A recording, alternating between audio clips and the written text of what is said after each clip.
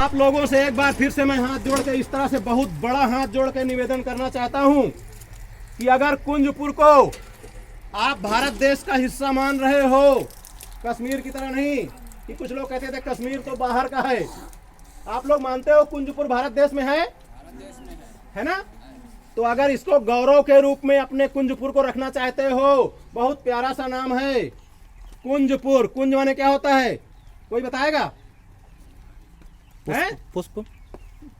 कुंजपुर, कुंज, अरे खुशबू बिखेरने वाली चीज भाई साहब बता रहे हैं। पुष्प आप समझिए, वृंदावन की कुंज गलिन में आपने सुना नहीं है ना?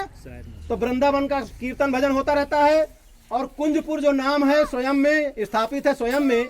और इसका नाम कब रखा गया होगा आप सोचो जरा, कितने बुद्धिमान लोग रहे होंगे हमारे पूर्वज जो कुंजपुर में जन्मे रहे होंगे, इसका नाम कुंजपुर रखा होगा जिन्होंने शुरू में। समझिए पहले, क्या वो बीड़ी पीते रहे होंगे? बीड़ी पीने के बाद हमारी बुद्धि सही रहती है, इतना बड़ा काम हम कर पाते? गांजा पीते रहे होंगे?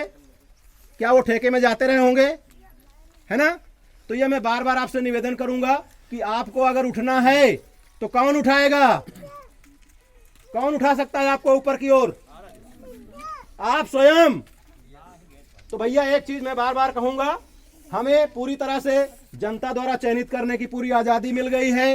आज 72वां दिवस हम लोग मना चुके हैं, आज ये 72वां दिवस चल रहा है। 72 साल पहले हम आजाद नहीं थे इस तरह से, आज हम आजाद हो चुके हैं।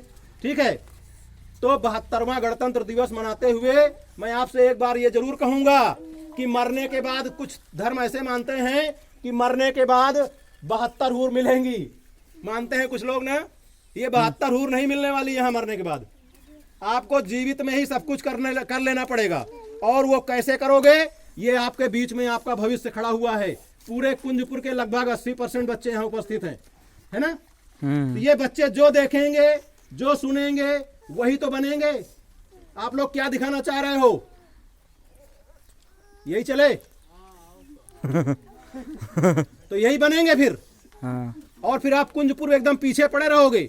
आप कहो कुंजपुर का कुछ नहीं होता, लखनऊ के 60 किलोमीटर, 40-50 किलोमीटर अधिक से अधिक, कितना होगा लखनऊ से? 50-60 ऐसे 50 किलोमीटर दूर बसा गांव मात्र लखनऊ के एयरफेयर में है एकदम। इसको अगर कहें कि एनसीआर, तो लखनऊ के एनसीआर में है ये सब। लखनऊ में ही हो, राजधानी में हो, लेकिन राज्य करने की अपनी क्षमता को भूल चुके हो। और ये क्यों भूले हो? एक छोटी सी कहानी, बस केवल 5 मिनट में अब और खत्म करूंगा, नहीं तो सब लोग काम में बिजी होंगे।